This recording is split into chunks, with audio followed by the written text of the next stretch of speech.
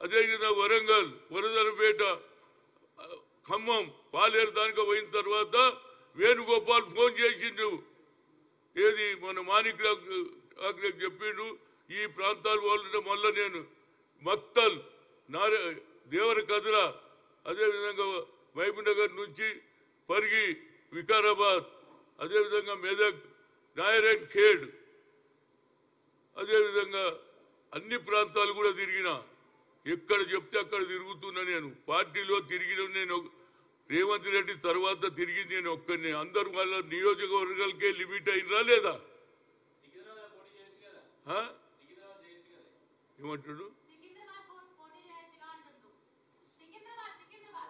సికింద్రాబాద్ పోటీ ఏడో పని చేసి ఆడ చేస్తాను. కొత్త జగ చెప్తున్నా ఎందుకు? నాకు నీ ఆలోచన ఉండొచ్చు కానీ నేను ఏడ గెలవగలుగుతా, అది చెప్పగలుగుతా. కానీ పేరుకు నిలబడి మళ్ళీ ఓడిపోయినా అనే పేరు నాకెందుకురా బాబు? పాయింట్ ఏంటంటే నేను ఇక్కడ ఎప్పుడో ఆనాడే నాకు అవకాశం ఉండే అన్నాడు. నేను నిజామాబాద్ అడుగు తీయలే. ప్రతి దగ్గర కూడా నాకు ఎంతో మంది నాయకులను తయారు చేసిండ్రా బాబు. చాలా కొత్త తరం వారికి తెలియదు. రాజశేఖర్ ఎవరు చెప్పు, ఎం సత్యనారాయణ ఎవరు చెప్పు, ఎన్ జనార్దన్ రెడ్డి ఎవరు చెప్పు. ఎంతమంది నాయకులను తయారు చేసినా నేను అందరికీ సాయం చేసిన. ఇవాళ ఎవరైతే నాయకులు పెరిగినరో అది నేను పెట్టిన చెట్టే. ఇక నాకు టైం వస్తే అన్ని చెప్తా. మల్లు అనంతరాము చనిపోతే ఆ తర్వాత అందరికీ సాయం చేసిన వాళ్ళ కుటుంబానికి. అదేవిధంగా ప్రతి ఒక్కరు కూడా ఇవాళ చిన్నారెడ్డి పదవిలో వచ్చి నాకు సంతోషం. చిన్నారెడ్డిని కూడా రాజకీయంలో తెచ్చింది నేనే. ఆయన కోదాడులో జూనియర్ అగ్రికల్చర్ ఉంటే పిలిచి జనరల్ సెక్రటరీ చేసిన. నేను కేవలం వీకర్ సెక్షన్ కాదు, అగ్రకులాల సుధాకర్ రెడ్డి ఎక్కడికి వెళ్ళి వచ్చిండు. ఎంతమందికి సాయం చేసిన నేను. ఇవాళ అందరికి గుర్తింపు లేదు.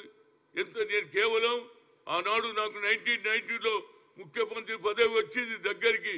రాజీవ్ గాంధీ పంపిస్తే అప్పుడు నా ఏజ్ 41.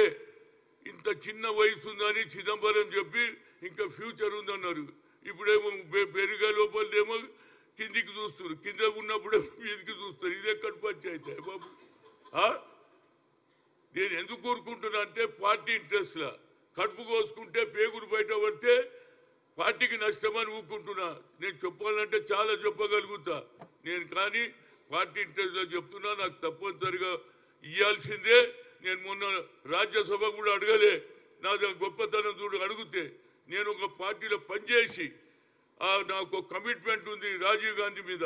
రాజీవ్ గాంధీ చేసిన సేవలు ఖమ్మంలో చేయాలనే ఉద్దేశంతో ఆ ప్రాంతంలో తప్పనిసరిగా నేను గెలిచే అవకాశాలు ఉన్నాయి.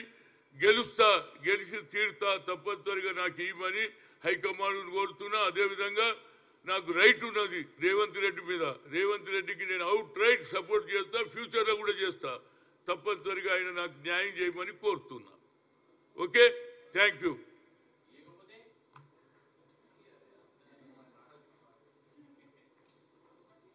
చూడండి, ఇవి కూడా చూడమ్మా జర. ఇది